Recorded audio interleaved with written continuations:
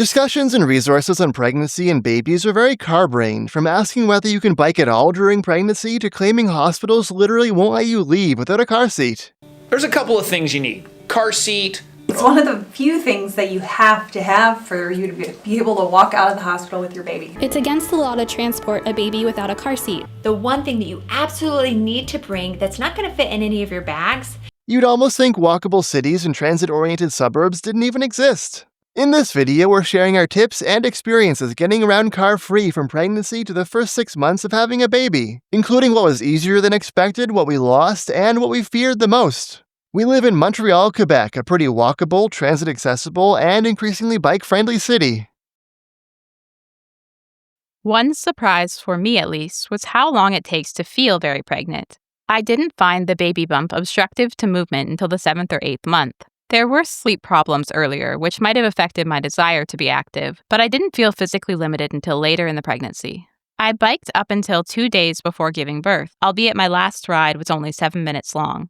I was more safety conscious, going slower and sticking to safer routes, and pretty much avoided any days with ice or snow. Taking transit, it was a pleasant surprise how many people quickly give up their seat, which has continued from pregnancy through to having a baby on the bus or metro. While pregnant, I took the bus more when I didn't feel up to walking or biking as far as I normally would. My doctor suggested walking to help me go into labor, and I was left thinking, do most of your patients not walk?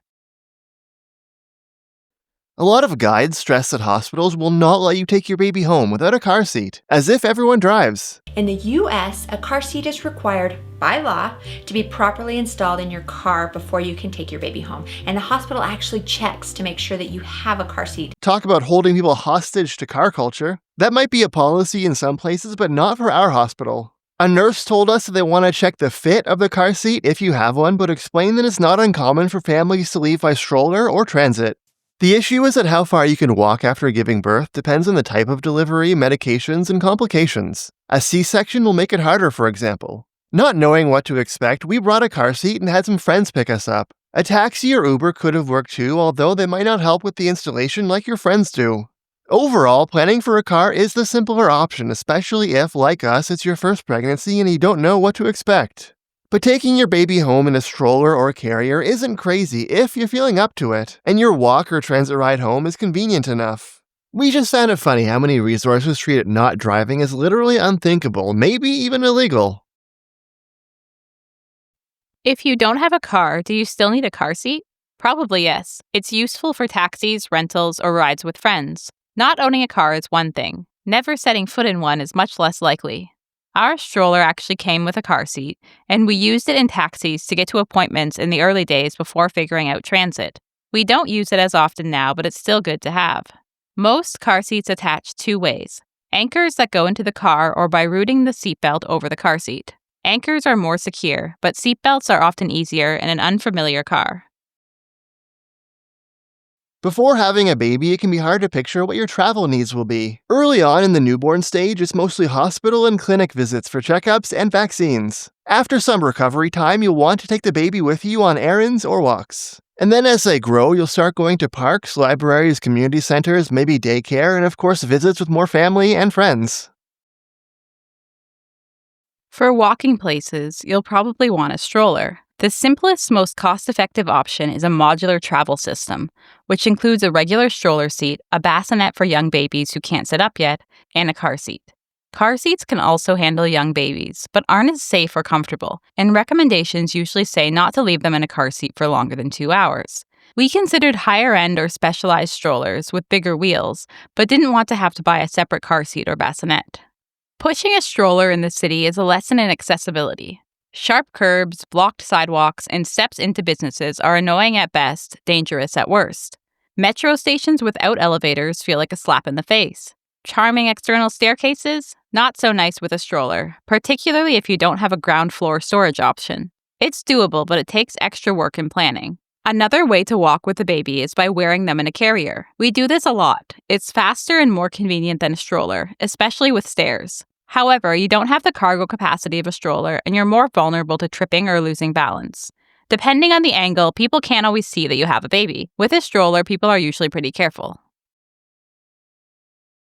The biggest hit to our everyday mobility since having a baby is that we bike less. Now we only bike when one of us is on a solo trip because we haven't figured out the right setup for him. Young babies lack the head and body control to sit like older ones, and it's typically recommended to bike with them in a car seat attached to a cargo bike or trailer. We don't have all the right gear, so we're considering just waiting until he's old enough, 9 to 12 months, to sit normally. The other reason we've held off is that his first few months were during winter. We're pretty comfortable biking year-round, but we're just extra cautious with a newborn. Slippery roads and traffic feel riskier, and we weren't sure how he'd handle -10 to -20 degrees Celsius temperatures. Having a baby also makes our beloved Bixie bike share less useful. We've always loved the convenience of taking a bike wherever and whenever we want and not having to worry about theft. But there isn't a way to safely carry a baby on one of these that we know of. With cycling off the table for so many trips, we've taken transit more than we have in years, especially buses. We worried a lot about him crying and annoying people, but he actually handles it pretty well. The noise and motion help calm him and get him to sleep, most of the time. Montreal's buses aren't as frequent as Toronto, but we're lucky enough to live near some high-frequency routes, and it makes literally all the difference. A bus that comes every 5 or 10 minutes is super convenient. A bus that comes every 30 minutes, or worse, is begging you to get a car. Strollers are easy to take on the bus as long as it's not too crowded, in which case a carrier is better. We've found other riders to be very accommodating in terms of moving or giving up seats. Because of the low-floor fleet, buses in Montreal are actually stroller accessible by default in a way that metro stations aren't. Only about half of our metro stations have elevators, which is actually a big deal. Imagine you want to go to an event at this library. Great, it's right by the metro. Oh, damn, no elevator. The closest accessible station is a 20-minute walk. The kind of trip we really worried about where having a car seemed the most appealing was visiting family and friends in other cities. Most people we know are reachable by via rail. We're lucky enough to live in the Quebec City to Windsor corridor, the only region of Canada with daily train service. But the distances are long and the trains are not the fastest. Sure, he's fine for a 20-minute bus ride, but we were terrified that an 8-hour train ride would be nonstop crying and stress. But then it went much better than we expected, actually. Maybe we just got lucky, but the train gods were nice to us. And he spent almost the entire time sleeping, eating, and looking out the window. Even when he did fuss a little bit, the baseline noise of the train meant that any sounds he made didn't carry as far as you'd expect. We were seriously worried about this. We even brought earplugs to give out, but it was great. Here's a tip: book a seat close to the bathrooms at the back of the car. We haven't flown with a baby yet, but it does seem more stressful than the train. You have to go through security, their ears will pop, and you have less room. But who knows, if the train was better than we expected, maybe a plane will be too. We are not at the right age yet, but in Montreal winters, it's pretty common to see parents pulling their kids to daycare or other places on sleds. We're looking forward to that. Parenting advice can be toxic and judgmental, so this video is not trying to convince anyone to go car-free with a newborn if it doesn't make sense for them. We're just covering our experience. The accessibility issues with a stroller have been a bit of a challenge, and our temporary drop-off in cycling has been a bummer. But overall, getting around car-free with a baby in Montreal has gone pretty smoothly, and we haven't felt the need or even the desire to get one. We've learned 2 big things from the experience. First, redundancy matters. When one option isn't workable, like we haven't figured out cycling with him yet, it helps to have a solid backup, like frequent buses. Then once we can bike, that might make it easier to avoid metro stations that don't have elevators. If we had only transit or only cycling, we'd be much worse off. Second, every family's needs are different. For us, so far, going car-free has been pretty easy. We haven't felt like we're missing out. But that could change for families with more kids, older kids, or different travel needs, like having more friends and family to visit that aren't accessible by train. As we've covered lots of times, the point of urbanism isn't for everyone to go car-free. It's to build cities where you don't necessarily need a car by default and where other options, walking, cycling, and transit, are pleasant and convenient too. With some hiccups and gaps, our city is doing a pretty good job of this, and we hope more and more cities can move in that direction too. Thanks for watching through to the end of the video. Don't forget to like and subscribe, and a special thanks to our supporters on Patreon.